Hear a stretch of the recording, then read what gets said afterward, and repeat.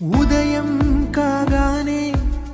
తాజాగా పుడుతూ ఉంటా, కాలం ఇప్పుడే నను కనగా అనగనగా అంటూనే ఉంటా, ఎప్పుడూ